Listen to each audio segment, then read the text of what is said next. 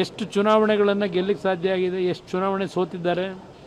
1999 ನಮ್ಮ ಪಕ್ಷದ ಅಧ್ಯಕ್ಷರಲ್ವೇ ಅವರು ಹೇಳಿದ್ದಾರೆ, ನಾನು ಜನತಾದಳದಲ್ಲಿದ್ದಾಗ, ಜನತಾದಳದ ಅಧ್ಯಕ್ಷ ಇದ್ದಾಗ 58 ಸೀಟ್ ಗೆದ್ದಿದ್ದೀವಿ, ಇವರೆಷ್ಟು ಸೀಟ್ ಗೆದ್ದವ್ರೆ. ಇದನ್ನು ಪದೇ ಪದೇ ಹೇಳ್ತೀರಪ್ಪ. ನೀವು 99ರಲ್ಲಿ ಅಧ್ಯಕ್ಷರಿದ್ರಲ್ಲ, ಆಗ ಎಷ್ಟು ಸೀಟ್ ಗೆಲ್ಲಿಸ್ಕೊಂಬಂದಿದ್ರಿ? ನೀವೇನಾಗಿದ್ರಿ? ಆ ಅನುಗ್ರಹ ಮನೆ ಒಳಗೆ ನೀವು ಮಹದೇವಪ್ಪ ಇಬ್ಬರು ಬಂದು ಅನುಗ್ರಹ ಮನೆಯಲ್ಲಿ ಕಣ್ಣಲ್ಲಿ ನೀರು ಹಾಕ್ಕೊಂಡು ಅವತ್ತೊಂದು ಬಕೆಟ್ ಇಟ್ಟಿದ್ರೆ ಬಕೆಟ್ ನೀರು ತುಂಬ್ಕೊಂಬಿಡೋದೇನೋ ಆ ಕಣ್ಣೀರು. ದೇವೇಗೌಡರು ಧೈರ್ಯ ಹೇಳಿ, ನಿನ್ನ ಮನೆಯಲ್ಲಿ ಇಬ್ಬರು ಅಡುಗೆಯವ್ರನ್ನ ಇಡಬೇಕು, ಯಾರೇ ಜನ ಬರಲಿ ಬೆಳಗ್ಗೆ ಸಾಯಂಕಾಲ ಅವ್ರನ್ನ ಎಲ್ಲ ರೀತಿಯಲ್ಲಿ ಪ್ರೀತಿಯಿಂದ ನೋಡ್ಕೊಂಡು ಪಕ್ಷ ಕಟ್ತಕ್ಕಂಥ ಧೈರ್ಯವಾಗಿ ನೀನು ಮಾಡಬೇಕು ಅಂತ ಹೇಳಿ ಉಪದೇಶ ಮಾಡಿದ್ರಲ್ಲಪ್ಪ. ನಾವು ಅಲ್ಲೇ ಇದ್ದೋ, ಅವತ್ತು ನಿಂತ್ಕೊಂಡಿದ್ದೋ ಕೈ ಕಟ್ಟೆ ಹಾಕೊಂಡು. ದೇವೇಗೌಡರು ಹೇಳ್ತಾ ಇದ್ರೆ 1999 ಚುನಾವಣೆ ನಂತರ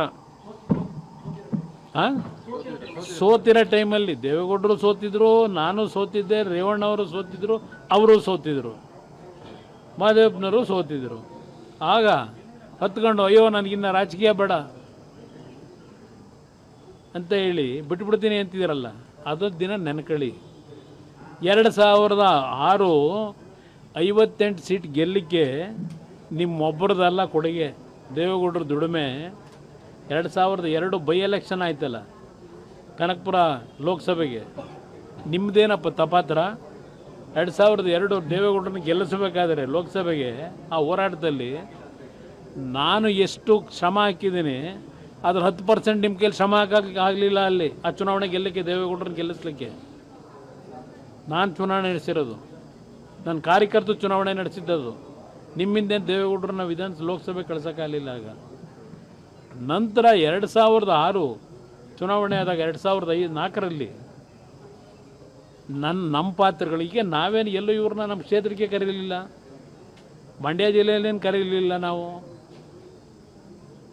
ಆ ಚುನಾವಣೆಯಲ್ಲಿ 58 ಗೆದ್ದರು. ನನ್ನ ಕಾಲದಲ್ಲಿ ಗೆದ್ದಿದ್ದು ಹೈಯೆಸ್ಟು ಅಂತಿರಲ್ಲಪ್ಪ.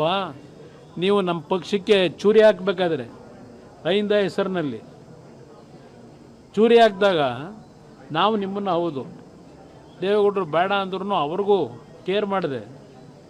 ಅವತ್ತೇನು ಹೊರಟ್ರಿ ನೀವು ನಿಮ್ಮ ಕುರ್ಚಿಗೋಸ್ಕರವಾಗಿ. ನಿಮ್ಮನ್ನು ಪಾರ್ಟಿಯಿಂದ ಹೊರಗಾಕಿದಾಗ 58 ಜನದಲ್ಲಿ ನಿಮ್ಮ ಜೊತೆ ಬಂದವರು 8 ಜನ, 50 ಜನ ಜನತಾದಳದಲ್ಲೇ ಉಳಿದ್ರು. ಇಲ್ಲಿ ತಿಣುಕ್ಲಾಡಿದ್ದು ಜ್ಞಾಪಕ ಮಾಡ್ಕೊಳ್ಳಿ. 2006 ಬೈ ಎಲೆಕ್ಷನ್ ನಡೀತಲ್ಲ, 200 ಹೋಟೆಲ್ ಗೆದ್ರಲ್ಲ, ಅವತ್ತು 99ರಲ್ಲಿ ಜನ ಸೋಲಿಸಿದ್ರೆ ಆಗ ನಿಮ್ಮನ್ನು ಜನ ರಾಜಕೀಯದಿಂದ ದೂರ ಹಾಕಿರಲಿಲ್ವಾ? ಚುನಾವಣೆಯಲ್ಲಿ ಸೋಲು ಗೆಲುವು ಮಾಮೂಲಿ. ಚಾಮುಂಡೇಶ್ವರಿಯಲ್ಲಿ ಸೋತ್ರಲ್ಲ, ಯಾಕೆ ಸೋತ್ರಿ ನೀವು? ಹಾಗಿದ್ರೆ ಜನ ತಿರಸ್ಕಾರ ಮಾಡಿದ್ರು ಅಂತಲ್ಲ.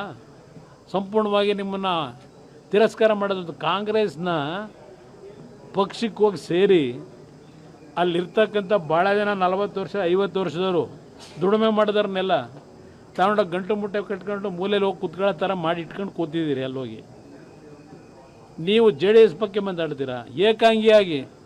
ನನ್ನ ಕಾರ್ಯಕರ್ತರ ಜೊತೆಗೂಡಿ ಮೊನ್ನೆನೂ 19 ಸೀಟ್ ಗೆದ್ದಿದ್ದೀವಿ ಏಕಾಂಗಿಯಾಗಿ.